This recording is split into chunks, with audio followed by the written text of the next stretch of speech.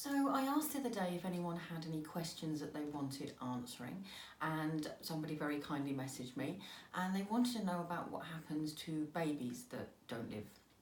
Now, it doesn't matter whether you have a miscarriage really early on, late stage, whether you have a stillborn, or even a baby that lives briefly on the earth plane and then passes.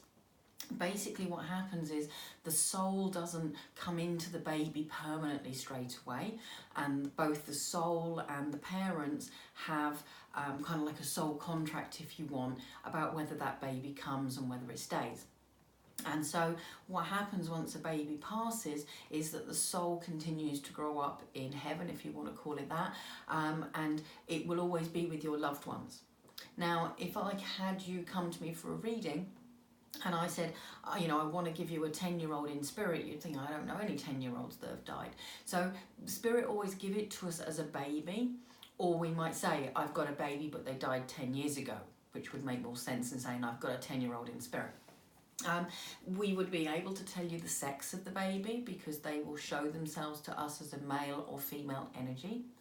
And it may be that that baby only needed to come to a parent long enough to feel that unconditional love that you have when you first have a baby, but without the rest of the experiences that we have that kind of taint us or change us as we go through our lives.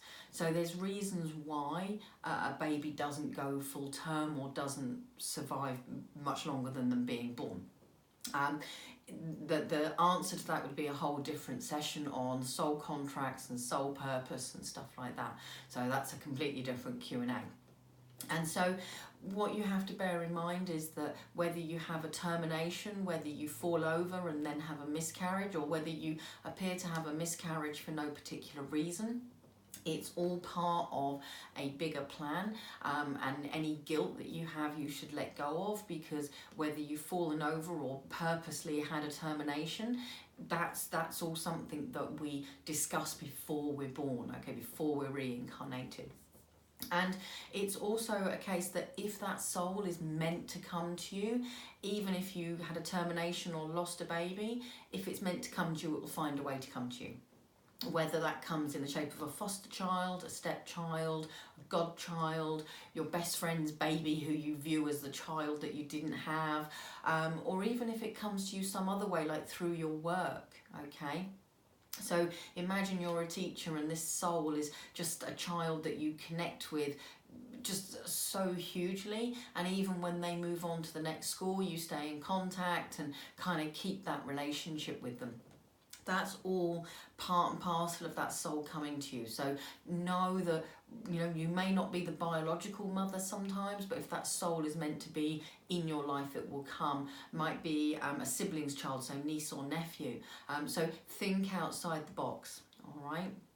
Also, sometimes when you have readings, the reader might say to you, I'm seeing 5 children around you, and you go, well, I've only got 2. You may have had 3 miscarriages, or you may have some stepchildren, or some children that you view as children, or you may foster, okay, in which case they might see a lot more children around you. So there's many different ways to mother and be a mother, and there's many ways for that soul to come to you, and as I say, if it's meant to come into your life, it will do.